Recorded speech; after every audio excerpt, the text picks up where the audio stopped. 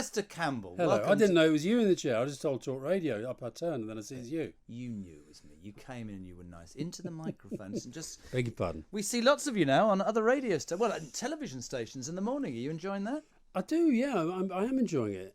Good Morning Britain. Yeah, it's. I think it's a really nice mix. You can literally go, like we did yesterday, from interviewing Deputy Prime Minister to Jimmy Carr doing the weather. Randomly and spontaneously. So you've benefited enormously from Piers and I no longer being there, yeah? If we're honest, yeah? I certainly think that I've taken it a little bit into a bit of a more heavyweight place. Wow, we'll just leave that one out there in the ether. Let me start. Lots to talk about. I just had Sir Peter Bottomley on, and the father of the house. He did an interview with the New Statesman, and his he was very at pains to say that it was all about, universal growth. But actually, it was that £82,000 a year is not enough for an MP. He said that MPs, we're not attracting the right people to Parliament. We don't pay enough, and if we paid more, we would attract more talent to the Commons. What's your take on that? I think there's something in it, to be honest. Not that, I mean, look, I think £82,000 is a very good salary. However, I do think we've got a real problem with the kind of people who are going into politics.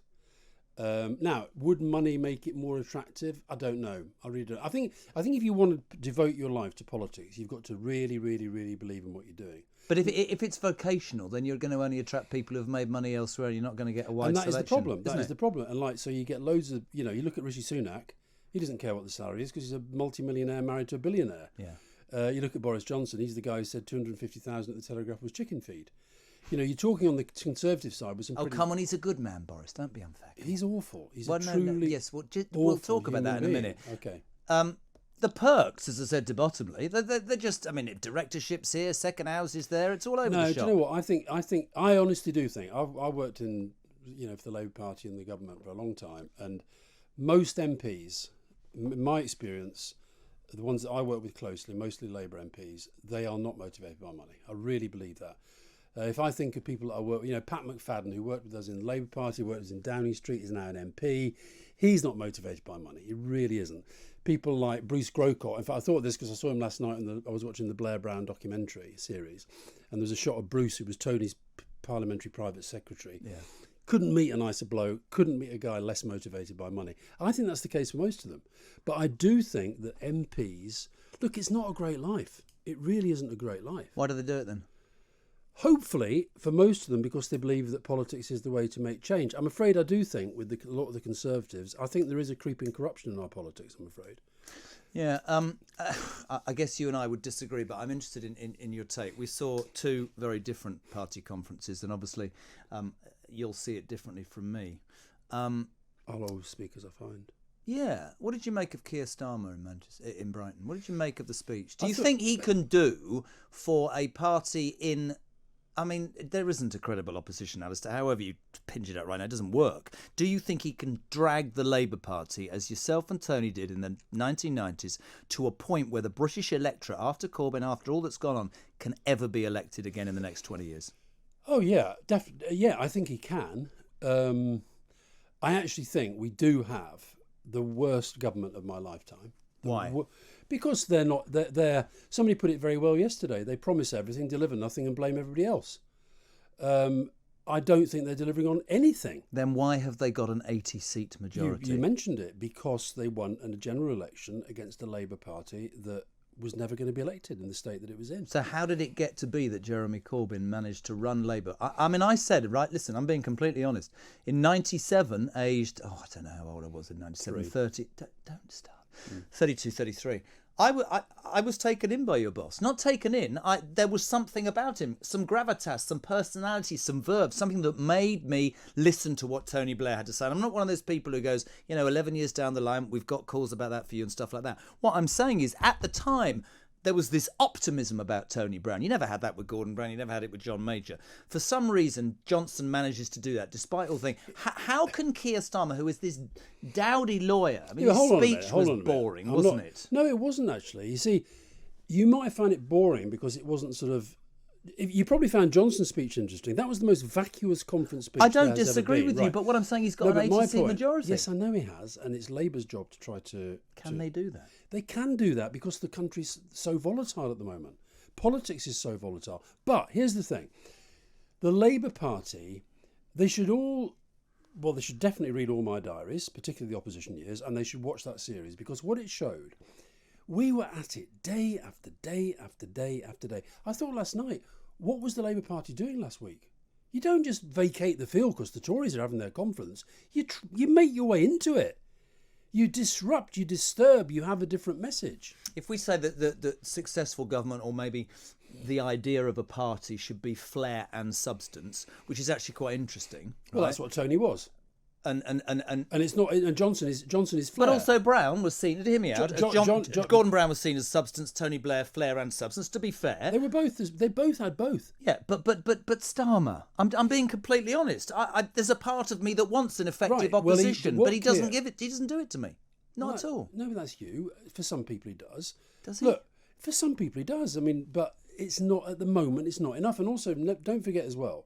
Again, this came through in the documentary. It wasn't just about Tony and Gordon. We had John Prescott, we had Robin Cook, we had Jack Cunningham, we had John Reid, we had Margaret Beckett, we had Harriet Harman. I think the quality nowadays isn't as good. Do you think? This goes back to the point about the MPs. Yeah. There is no strength in depth. And that is a real problem for our politics. And I do think part of the kind of relentlessness of decades of the media basically just saying politics are all crap and they're all terrible. Now, actually, this government, I think, is propped up by the media, because Johnson and Gove are basically still journalists, because we're in the building of the great Rupert Murdoch, and that was ironic, by the way, because they don't want to admit that Brexit's a disaster, which it is. They don't want to admit. Why is it? Well, we can come into. Let me finish my sentence. All right. They don't want to admit. Alastair Campbell interviewing Jeremy Kyle. They don't want to admit that Johnson actually is a terrible human being, worst possible prime minister at worst possible time. So they prop him up. Johnson does and says stuff every single day, which had Tony Blair or Gordon Brown done similar, you guys would never stop talking about it. Tiny example. The other day, you said I'm on Good Morning Britain. I'm interviewing Kim Malthouse, the police minister. Yeah. We had him on the other day, yeah. Right, and I'm saying to him, do you think Boris Johnson's honest? Yes, I do, he says. Susanna Reid says, are you saying that because he's right next to you? Malthouse says, I don't know where he is. Cameraman pans 5 yards away, there's Boris Johnson. Now, it was a bit of fun. However, I'm telling you, if that had been anyone but him, Johnson, wait a minute, and I accept that, but why? What has he got? You're saying he's propped up by a right-wing Tory press. Partly. But he resonates with people, Alastair. No, wait a minute. Does. It's a lot easier if you... Look, 150,000 people dead, partly because too early into lockdown, didn't give a damn at the start of COVID, right? If that had been a Labour Prime Minister, you guys would have murdered But you're sounding like... But you're making it sound like... it's a factor. Now, let me tell you. Okay, let me... Would you... All right, let me try something else for you, right? Yeah. Leave the Murdoch situation out of it, the right way. You know, absolutely. And I'll tell you for why. James in Bolsover, right? You had that seat for 5,050 years, right? No, 5,070. Yeah, right? I have a mate who lives in Blythe. He rang me, said Blythe's going. I went, get lost, right? Then Bolsover, the beast, dead, right? James has phoned from Bolsover in the last couple of weeks, and he says...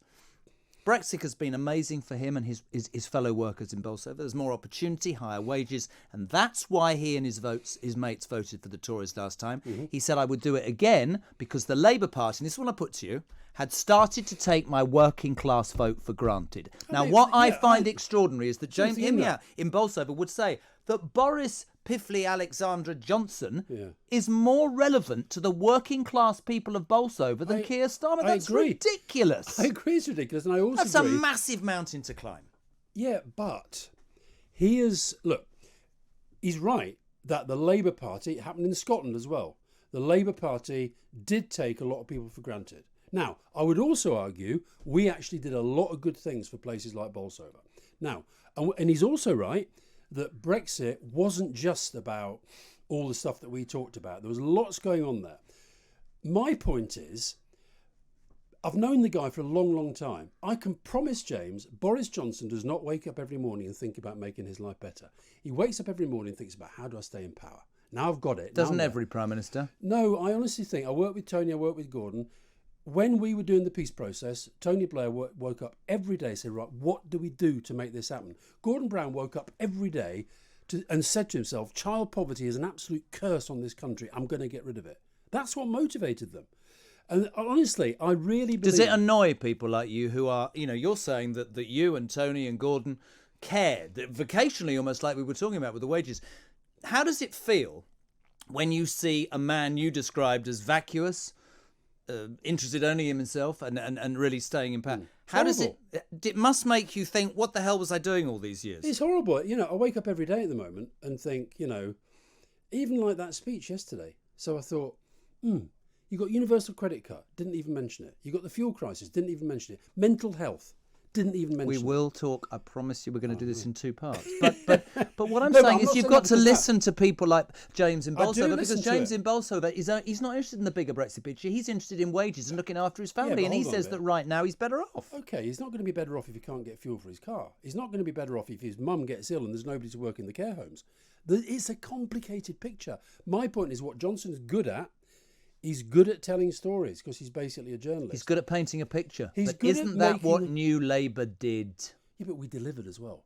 All right. Okay, fine. So you did paint a picture. So do you think Keir Starmer is trying to... I'll tell you what it is. You're a PR man. You know about stuff. When Tony Blair spoke, I listened. Right? Mm-hmm. I didn't when Gordon... I'm being completely honest. When Theresa May did, I went to sleep. Right? Yeah, but listen, hold People listen to Tony Blair, they listen to Margaret Thatcher, and they listen, unbelievably, you would say, to Boris Johnson. A lot of people don't now. I think the media... This is one of the lines the media runs about Johnson. He's popular. If you look at actually the numbers... Yep. Right, there was a line in the documentary last night, after Diana, the death of Diana, Tony Blair's approval ratings, 93%. Ridiculous, right? Crazy. But that's popular. Boris Johnson's not even the most popular member of the cabinet. That would be Liz Truss, right? Yeah, which is equally utterly absurd. And it's utterly absurd that she's the Foreign Secretary. But my point is, you guys keep saying it's popular. Look, I don't just live in London. I go all around the country, all around the time. I meet more people telling me they can't stand this government. Then why are they... Did you think they'd win if there was an election tomorrow? I think possibly. Do you think they'll win in 3 years' time? And I agree, by the way, that is about Labour. Labour are not hitting them hard enough. They're not campaigning robustly enough. They're not coming up with enough messages that are saying That's what I'm saying to you. Yes, I know. So I'm not disagreeing on that. And of course, but my point is, when you said about listening, right, I didn't listen to Gordon Brown. People did listen to Gordon Brown when he was the Chancellor of the Exchequer, telling them what was going to happen to them. I think he's the perfect example of Brian Kidd at Manchester United. I think some people make very good number 2s and not number 1s. That's me very being interesting. number 1s and number 2s. Here's a question for you. Do you know the last person who said that to me? Tony Blair. Alex Ferguson, but anyway, carry on. Ah, listen, I've a bit of a history with Alex. Don't wave, I've owned a racehorse with Alex Ferguson. You might just know him. Alastair, I want to ask you something genuinely. I've always wanted to ask you this, and I know we're going to keep you here and we're going to talk about mental health. All that you say you did, all that Brown and Blair, but specifically Tony Blair did, dragging Labour to this electable position where I saw them walking to Downing Street, and it was a new beginning, and I felt like that, right? Yeah. You tell me you wake up every day and you think to yourself, Boris Johnson doesn't care and it annoys you. Mm-hmm. After the war that shouldn't have been, did you wake up every day and think, I can't believe that all the good that I say we've done has been tarnished? Because what I will say to you about your 93% approval rating, your ex-boss is more hated than most people who have ever been Prime Minister in this country, and that is a fact. No, it's not a fact, actually. But a lot of people hate him. I'll accept that. It was an illegal war. I'm not saying hindsight's not a great thing. What I'm saying is... it wasn't. Is it possible to ever be Prime Minister and not come out tarnished? Thatcher was hated, Blair was hated. Yeah, there's something in or that. maybe we're talking about people who actually make a difference do get hated in the end. Maybe, but hold on, let me just tell you something else. I'm going to Ireland next week, right? Yep. Whenever I go to Northern Ireland, in the main, some people hate Tony Blair because of what he did in Northern Ireland, because he did allow Catholics into power sharing and all the rest of it. But actually, if I go to the Balkans, which I do quite a lot, people will come up to me and say, Tony Blair saved this place in his leadership in the Kosovo War. So you can say his leadership is defined by... Is it? No. He's a big historical figure. That's what comes through that series. Tony Blair... You're still close to him? Very. I'd love to have a drink with him one day. Well, Tony Blair, he's a big, like Thatcher, he's a big historical figure, and he will be remembered for all sorts of things. Take Scotland. The Scottish Parliament, where did that come from? Didn't just land out the sky. Where did the minimum wage come from? The Labour Party was founded to fight for 3 things. Do you know what they were? Minimum wage, devolution. Do you know what the third was? No. Temperance. Can I ask you one thing about Tony Blair? The haircut during lockdown was crap, wasn't it? Wasn't great. No, it wasn't great. No.